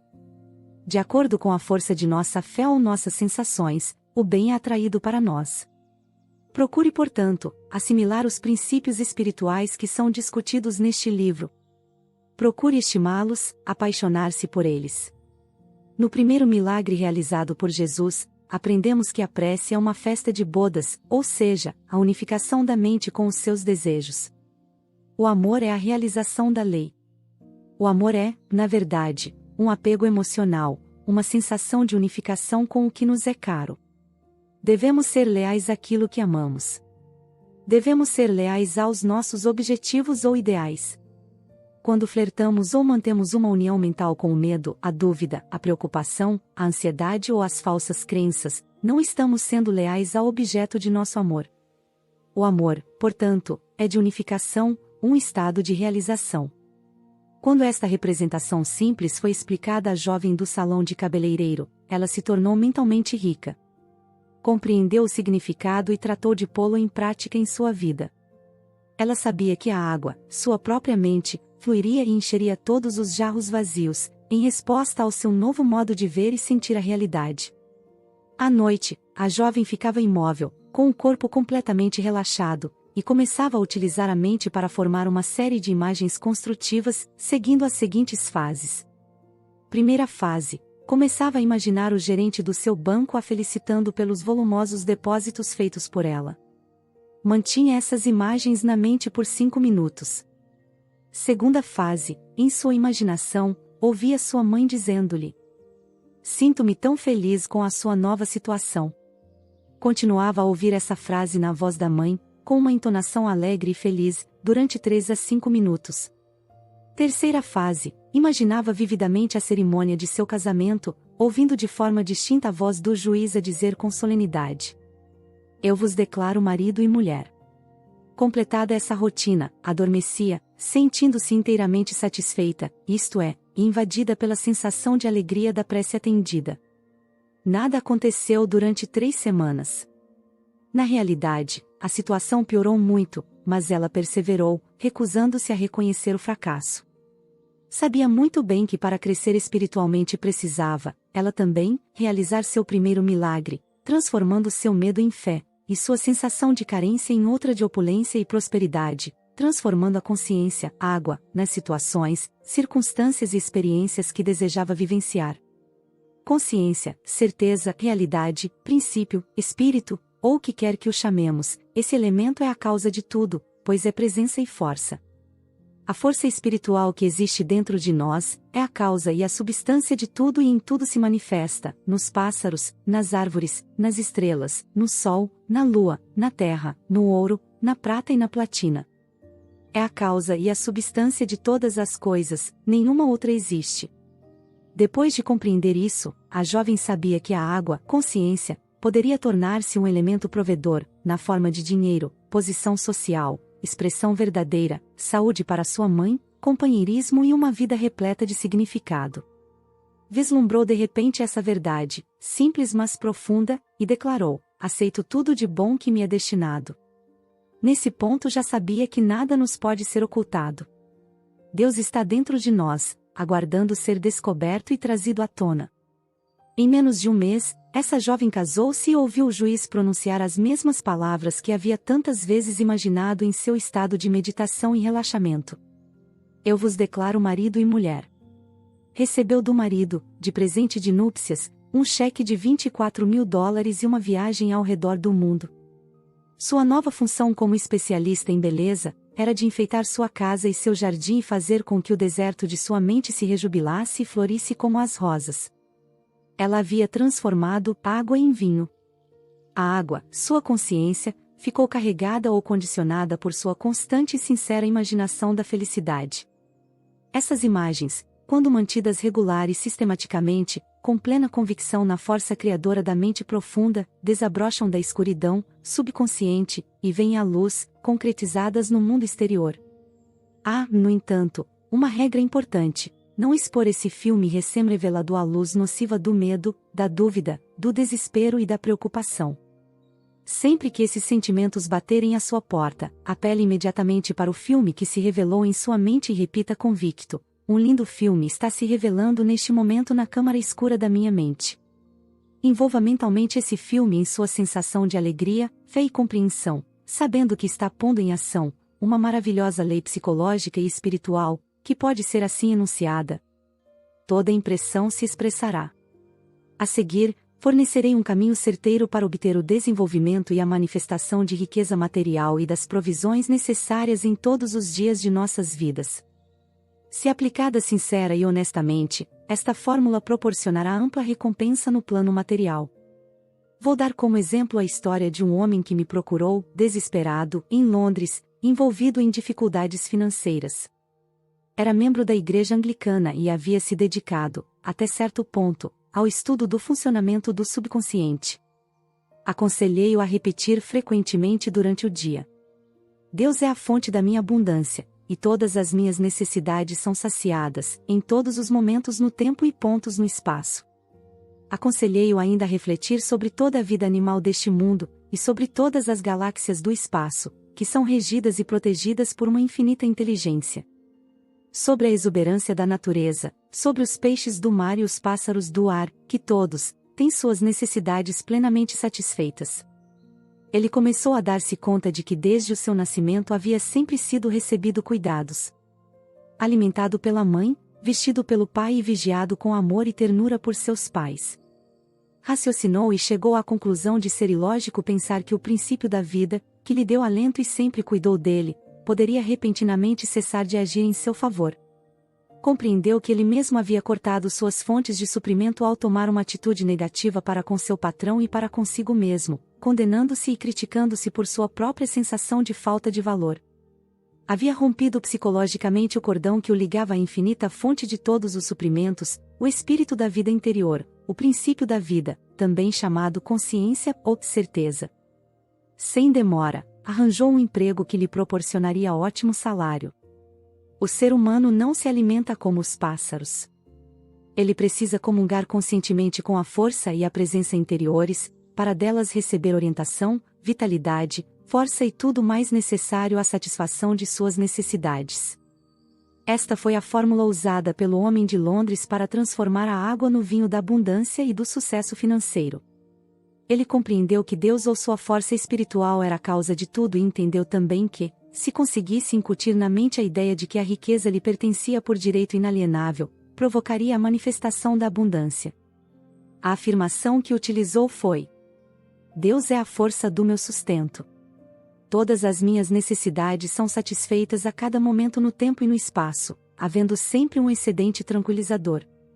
Esta afirmativa simples, repetida com frequência, condicionou sua mente, de forma inteligente, a uma consciência de prosperidade. Tudo o que teve que fazer foi incutir no subconsciente esta ideia positiva, da mesma maneira que um bom vendedor tem que acreditar nos méritos do seu produto. O vendedor deve estar convencido da integridade da empresa para a qual trabalha, da alta qualidade do produto, dos bons serviços que prestará ao comprador, além de outros fatores como preço, etc. Eu havia orientado meu amigo londrino a não lutar com os pensamentos negativos que porventura surgissem em sua mente. Esses pensamentos negativos certamente ocorreriam, mas em vez de combatê-los, ele deveria simplesmente apelar para a fórmula mental, repetindo tranquila e apaixonadamente a afirmativa que havia sido combinada. Os pensamentos negativos o atingiam muitas vezes em verdadeiras avalanches, formando torrentes de negatividade. Cada vez que isso acontecia, enfrentava a torrente com uma leal e firme convicção positiva. Deus satisfaz a todas as minhas necessidades, deixando sempre um excedente tranquilizador em minha vida. Contou-me que, enquanto dirigia ou se ocupava de afazeres em sua jornada habitual, uma série de conceitos negativos invadia sua mente em determinados momentos, sussurrando-lhe: Não há esperança, você está falido. Cada vez que surgiam esses pensamentos negativos, recusava-se a admiti-los mentalmente e apelava para a eterna fonte de riqueza, saúde e tudo mais que acreditava constituir seu próprio tesouro espiritual. Declarava decidido e com firmeza: Deus é a fonte de meu sustento, e sinto que essa fonte me pertence. Ou então: há uma solução divina. A riqueza de Deus é a minha riqueza. E outras afirmações positivas, que carregavam sua mente com esperança, fé e expectativa e acabavam por dar-lhe a convicção de possuir uma fonte inesgotável de riquezas, que proveria copiosamente todas as suas necessidades. Os fluxos de pensamentos negativos podiam assaltá-lo com muita frequência, todas as vezes que ele se recusava a abrir a porta de sua mente a esses gangsters assassinos e ladrões, que só visavam a roubar-lhe a paz, a riqueza, o sucesso e todas as coisas boas do espírito. Ao contrário, ele abria as portas da mente à ideia do princípio vital eterno e divino, invadindo-o com riqueza, saúde, energia, poder e todos os elementos necessários a uma vida feliz e repleta de significado. Continuando com essa prática, já no segundo dia menos pensamentos negativos bateram à sua porta. No terceiro dia, o fluxo deles diminuiu. No quarto dia, tornaram-se intermitentes, com a esperança de serem admitidos, mas recebendo a mesma resposta mental. É proibida a entrada. Só aceito pensamentos e conceitos que ativem, curem, abençoem e inspirem minha mente. Recondicionou sua consciência, ou mente, a uma ideia de riqueza. Os pensamentos negativos, como o medo, a carência, a preocupação e a ansiedade, não encontravam ressonância em sua mente. Tinha se tornado imune, embebido em Deus, e tomado de uma fé divina numa crescente consciência de abundância e de sucesso financeiro. Esse homem não perdeu o que tinha, nem foi à falência. Obteve crédito, seus negócios melhoraram, novas oportunidades surgiram e ele prosperou. Lembremo-nos sempre de que na prece devemos ser leais ao nosso ideal, ao nosso objetivo e ao nosso propósito. Muitas pessoas falham na busca do sucesso financeiro por fazerem suas preces com a mente seguindo duas direções opostas. Afirmam que Deus é o seu provedor, e que estão prosperando maravilhosamente, mas alguns minutos mais tarde negam tudo, dizendo: não posso pagar esta conta, não posso dar-me ao luxo de possuir isto ou aquilo, o azar me persegue, jamais consigo equilibrar minhas finanças, ou nunca tenho bastante para terminar o mês. Todas estas declarações são altamente destrutivas, e neutralizam as preces positivas. É a isso que se chama preces paralelas. Devemos ter fé em nosso plano ou objetivo. Devemos ser leais ao nosso conhecimento da força espiritual. Precisamos abolir completamente os casamentos negativos, isto é, deixar de nos aliar e identificar com pensamentos negativos, receios e preocupações. A prece é como o capitão que orienta o curso do navio. É preciso ter um destino. Precisamos saber exatamente aonde nos dirigimos. O capitão do navio, guiado pelas leis da navegação, regula o seu rumo. Se o navio for desviado de sua rota por uma tempestade ou pela violência das ondas, o capitão calmamente o reconduz à rota originalmente traçada. Você é o capitão no comando de seu barco. Você é quem dá ordens para estabelecer a rota de sua vida, por meio de seus pensamentos, sensações, opiniões, crenças, estados de espírito e atitudes mentais. Mantenha seus olhos fixos no farol. Siga a sua visão e deixe de fixar-se nos obstáculos, demoras e impedimentos que o levarão a afastar-se de seu curso. Seja firme e definitivo. Decida a sua meta, sabendo que sua atitude mental é o barco que o levará do estado de carência e privação, ao estado e à sensação de opulência, e à convicção de que a lei de Deus funciona inexoravelmente a seu favor. Kimbe, que era médico, estudioso e professor de assuntos relacionados às leis da mente, dizia: o homem age de acordo com os estímulos que recebe. Que estímulos você está recebendo neste momento? O que determina a sua reação à vida? A resposta é a seguinte: suas ideias, convicções e opiniões ativam sua mente e o condicionam a ponto de torná-lo o que Kimbe chamava a expressão de suas convicções. Isso ilustra a veracidade de sua outra frase: o homem é o retrato de suas convicções. Outra frase popular de Kimbe era: nossas mentes se fundem como atmosferas, e cada pessoa tem sua identidade influenciada pela atmosfera em que vive. Na infância, estamos sujeitos à atmosfera geral do lar, ao estado de espírito dominante no ambiente, às convicções e sensações ali existentes. Os receios, ansiedades, superstições, convicções e a fé religiosa dos nossos pais ficam impregnados em nossas mentes. Uma criança, quando educada no lar atingido pela miséria, onde nunca houve o suficiente para viver, se habitua a ouvir constantes queixas de falta e privação. Pode-se dizer, como faz Salter em sua terapêutica de reflexo condicionado, que a criança estava condicionada à pobreza. Mais tarde, o jovem poderá sofrer de um complexo de pobreza, causado pela atmosfera em que foi criado, impregnado de experiências e convicções negativas. No entanto, ele poderá libertar-se de tudo isso, alçando-se acima de qualquer situação, por meio da força da prece. Conheci um rapaz de 17 anos nascido em Hell's Kitchen, cozinha do inferno, em Nova York. Esse rapaz assistiu a uma série de palestras minhas naquela cidade, e compreendeu que era uma vítima do pensamento negativo e destrutivo, e que se não tratasse de reorientar sua mente no caminho construtivo, seria escravizado pelo medo, pelo fracasso, pelo ódio e pela inveja. O homem age de acordo com os estímulos que recebe. É evidente, como dizia Kimby, que, se a pessoa não cuidar de sua própria casa, mente, cairá na propaganda hipnótica do medo, das falsas convicções e das preocupações materiais. Nossas mentes estão imersas em velhas crenças, na doença, na morte, na infelicidade, nos acidentes, nos fracassos e em desastres diversos. Devemos procurar seguir a injunção bíblica. Saí do meio deles e apartai-vos, segundo Coríntios capítulo 6 versículo 17. Devemos identificar-nos mental e emocionalmente com as verdades eternas que resistiram à prova do tempo. O jovem de quem falava resolveu pensar e agir por si próprio. Decidiu enveredar pela estrada real da riqueza, aceitando de uma vez por todas a abundância de Deus e impregnando sua mente com ideias e conceitos espirituais. Ao fazê-lo, sabia que automaticamente expulsaria todos os padrões negativos. Resolveu adotar um processo simples, chamado imaginação científica. Possuidor de uma bela voz, nunca havia tentado desenvolvê-la ou treiná-la. Expliquei-lhe que, a imagem em que sua mente se fixasse seria desenvolvida em seu subconsciente e se concretizaria. Ele compreendeu de que se tratava de uma lei mental, a lei da ação e reação, isto é, a reação do subconsciente ao quadro mental composto no consciente. O jovem habituou-se a sentar em silêncio em seu quarto, relaxava todo o corpo e imaginava-se vividamente cantando diante de um microfone. Concentrava-se tanto na imagem, que chegava a estender as mãos para pegar o microfone e tinha a sensação de tocá-lo.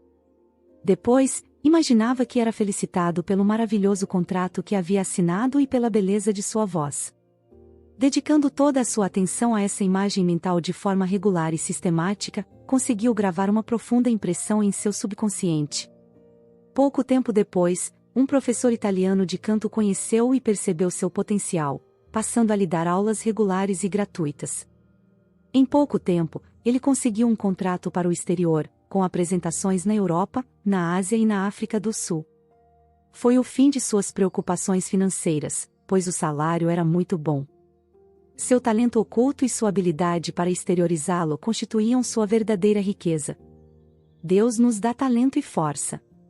Cabe a nós revelá-los. Você se lembra de haver se perguntado alguma vez: como poderei ser mais útil ao meu semelhante, ou como poderia contribuir mais para o bem da humanidade? Um pastor amigo meu contou-me das dificuldades financeiras por que passaram ele e a igreja, no início de sua carreira. O processo por ele empregado foi repetir uma oração simples com a qual conseguiu milagres. Deus me revela a melhor maneira de apresentar a verdade divina aos meus semelhantes. Os donativos jorraram, a hipoteca foi paga em poucos anos e desde então ele nunca mais teve preocupações com dinheiro. Ao ler este texto, você aprendeu que os sentimentos, os estados de espírito, e as convicções sempre controlam e governam o seu mundo exterior. O movimento da mente controla o mundo exterior. Para mudar o exterior, você precisa primeiramente mudar o interior. Assim na terra como no céu, ou seja, na sua mente como no seu corpo, no seu tempo e no seu espaço. A Bíblia diz: nada é encoberto que não haja de ser descoberto. Lucas capítulo 12 versículo 2. Por exemplo, se você estiver doente, estará revelando um padrão mental e emocional que é a causa da doença. Se você está aborrecido ou recebeu notícias trágicas, revelam na face, nos olhos, gestos, tom de voz, pose e maneira de andar. Em realidade, todo o seu corpo revela seu sofrimento.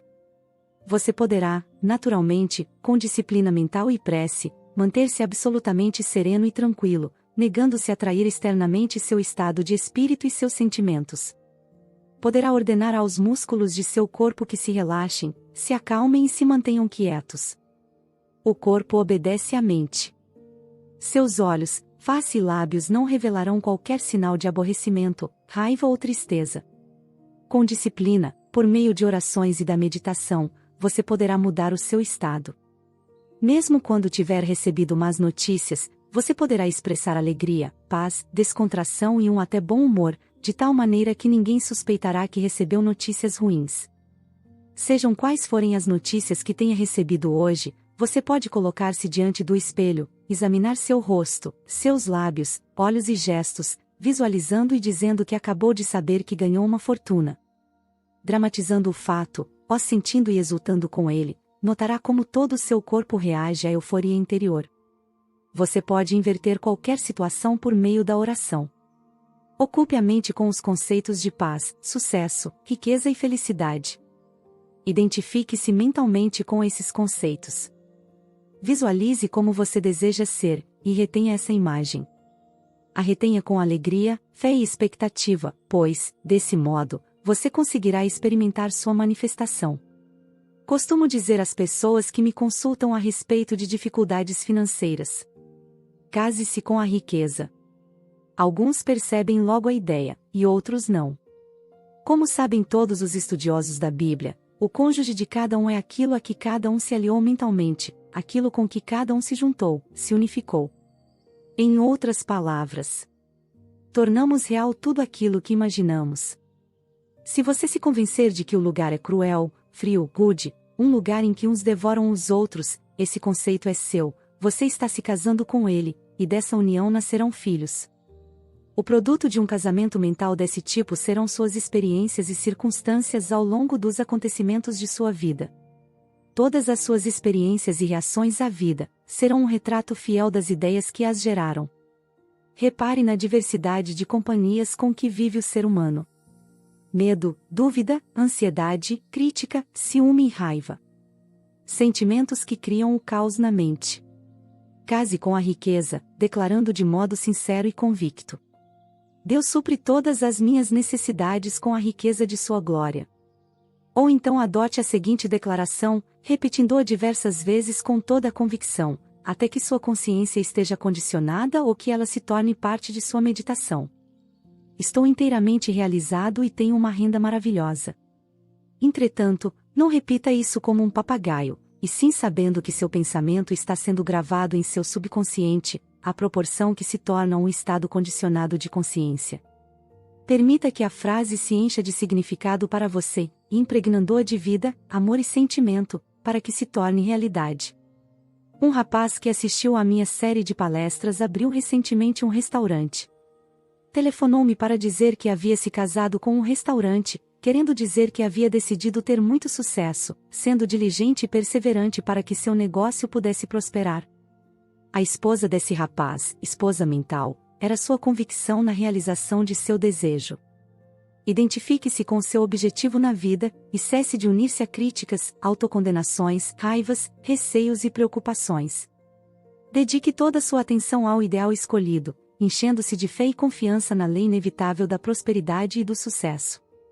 Você nada alcançará amando seu ideal por um minuto, e negando-o no minuto seguinte. Isso dá no mesmo que misturar um ácido com um alcaloide, do que resulta uma substância inerte. Ao escolher a estrada real da riqueza, deve acreditar firmemente no ideal escolhido, seu cônjuge. Encontramos várias passagens na Bíblia que se relacionam com estas verdades. Por exemplo, e da costela que o Senhor Deus tomou do homem, formou uma mulher, Gênesis capítulo 2 versículo 22. Sua costela é o seu desejo, ideia, plano, conceito, finalidade ou objetivo na vida. Eva significa a emoção, a sensação ou o estado de espírito. Isso quer dizer que você sempre tem que perfilhar a ideia. A ideia precisa de paz, precisa ser amada e sentida como verdadeira, a fim de concretizar seu objetivo na vida. A ideia é o pai e a emoção é a mãe, e este é o casamento que se está sempre realizando em sua mente. O filósofo russo, Ouspensky, falava de um terceiro elemento que acompanha a união dos desejos e das sensações. Chamava-o de elemento neutro. Podemos chamá-lo paz, pois Deus é paz. A Bíblia diz: "E o governo estará sobre os seus ombros", Isaías, capítulo 9, versículo 6. Em outras palavras, a sabedoria divina será seu guia. Deixe que a sabedoria subjetiva dentro de você guie, oriente e governe todos os seus passos. Entregue-se a essa presença interior, sabendo no coração e na alma que ela dissipará sua ansiedade, curará seus males e restaurará a constância e a tranquilidade em sua alma. Abra a mente e o coração e diga: Deus é meu piloto. Ele me guia. Ele me faz prosperar e é meu conselheiro. Dia e noite, faça a seguinte prece: Sou um canal em que a riqueza divina flui incessante, copiosa e livremente. Inscreva essa frase no coração e na mente. Mantenha-se sintonizado com a glória de Deus. Aquele que não conhece o funcionamento de sua mente, está sempre sobrecarregado de inquietação e preocupações, pois não aprendeu a transferir essa carga à presença interior, o que libertaria da mesma facilmente. O monge Zen, a quem o discípulo perguntou: "O que é a verdade?", respondeu de forma simbólica, retirando o fardo que levava às costas, e colocando-o sobre o chão. O discípulo perguntou-lhe então: "Mestre, como funciona?" O monge, sempre em silêncio, retomou o fardo, colocou-o de volta às costas e partiu pela estrada cantando baixinho: "O fardo é o seu problema. Você o transfere à sabedoria subjetiva, que tudo conhece e tudo sabe realizar, possuindo todas as respostas." Recolocar o fardo às costas significa que, embora eu continue com o problema, estou agora mentalmente descansado e aliviado da carga, pois invoquei a sabedoria divina para agir em meu nome. Por isso, posso cantar o triunfo, sabendo que a resposta à minha prece está a caminho. Canto, portanto, de alegria pelo bom encaminhamento do problema. É maravilhoso. Todo homem põe primeiro o vinho bom e, quando já tem bebido bem, então o inferior, mas tu guardaste até agora o bom vinho. João, capítulo 2, versículo 10. Esta verdade bíblica acontece com todo aquele que se inicia no conhecimento das leis da mente. Ele se lança em campo com espírito elevado e grandes ambições. É como a vassoura nova que varre muito bem, e está repleto de boas intenções, mas muitas vezes se esquece da fonte da força. Não se mantém fiel ao princípio que habita, que é efetivo, e que o salva de suas experiências negativas, e o conduz ao caminho da liberdade e da paz de espírito. Começa a distrair-se mental e emocionalmente com ideias e pensamentos estranhos ao seu objetivo original. Assim, não é fiel ao ideal que desposou. É preciso se convencer de que seu eu interior aceitará todos os seus pedidos, e sendo o grande Criador, os atenderá, realizando o que você deseja, por meio de suas próprias fórmulas. Para isso, você só precisa lançar seu pedido com fé e confiança, da mesma forma que lança uma semente na terra, ou envia uma carta a um amigo, sabendo que a resposta virá sem falta. Você já esteve entre dois grandes rochedos e ouviu o eco de sua voz? O princípio da vida que existe em nós responde da mesma forma. Você ouvirá o eco de sua própria voz. A sua voz é o movimento de sua mente, é a sua jornada psicológica, em que você se banqueteou mentalmente com uma ideia, até ficar satisfeito, e depois descansou. Conhecendo essa lei e sabendo utilizá-la, certifique-se de que jamais se deixará embriagar por poder, arrogância, orgulho ou presunção. Utilize essa lei para fazer o bem, curar, inspirar e elevar os outros e a você mesmo. Geralmente usamos erroneamente a lei, aproveitando-nos de maneira egoísta de nosso semelhante. No entanto, quando o fazemos, prejudicamo-nos e atraímos o mal para nós mesmos. O poder, a segurança e a riqueza não são obtidos externamente. Surgem do tesouro da eternidade que reside em nós. Devemos compreender que o bom vinho está sempre presente, pois Deus é a presença eterna. Qualquer que seja a situação atual, você pode provar que a sua riqueza está sempre presente, afastando-se mentalmente do problema e elevando-se acima dele. Elevar-se acima do problema é visualizar o seu tesouro, embeber-se do novo conceito de si mesmo, unificar-se com Ele e manter o estado de felicidade. Para isso, é preciso conservar-se fiel, repleto de fé durante todo o caminho, sabendo que o vinho da alegria, a prece atendida, está prestes a ser alcançado. Chegou o dia da salvação. O reino dos céus está próximo. Soubeste manter o bom vinho até o fim. Neste momento, você pode viajar mentalmente, por meio da imaginação, entrar em qualquer estado de espírito desejado. A riqueza, a saúde ou o que sonha realizar são invisíveis no início. Tudo surge do invisível. Você precisa possuir a riqueza subjetivamente, antes de poder possuí-la objetivamente. A sensação de riqueza produz riqueza, pois este é um estado de espírito ou de consciência. Estado de consciência é a maneira como você sente, pensa e acredita. É aquilo que você aceita mentalmente. Uma professora da Califórnia, com um salário anual de 5 ou 6 mil dólares, parou numa vitrine para examinar um belo casaco de arminho, cujo preço era 8 mil dólares. Levarei anos para economizar o suficiente para comprá-lo. Nunca terei um desses. Oh, como eu o queria, disse ela. Frequentava nossas palestras nas manhãs de domingo, e lá aprendeu que poderia possuir o casaco, um carro ou qualquer outra coisa que desejasse, sem prejudicar a quem quer que fosse na face da terra. Pedi que imaginasse que estava vestida com o casaco, que podia sentir a maciez da pele de arminho e o bem-estar proporcionado pela roupa. Passou a aplicar a força da imaginação todas as noites, antes de dormir. Vestia o casaco imaginário, acariciava-o como uma criança faz com seu brinquedo. Continuou fazendo isso e assim foi sentindo entusiasmo. Todas as noites adormecia com o casaco imaginário, e sentia-se satisfeita por possuí-lo. Passaram-se 3 meses e nada aconteceu. Ela esteve prestes a desistir, mas lembrava a si própria que é a persistência que leva à realização. Aquele que perseverar até o fim, será salvo. Mateus capítulo 10, versículo 22. A solução virá para quem não vacila, mas segue sempre adiante, guiado pelo perfume da presença divina. A solução virá para os que caminham iluminados pela convicção de que tudo está concretizado. Você estará sempre usando o perfume da presença divina, que o mantém em um estado de expectativa feliz, sabendo que a solução está a caminho. Você já a vislumbrou no plano invisível e sabe que a enxergará no visível.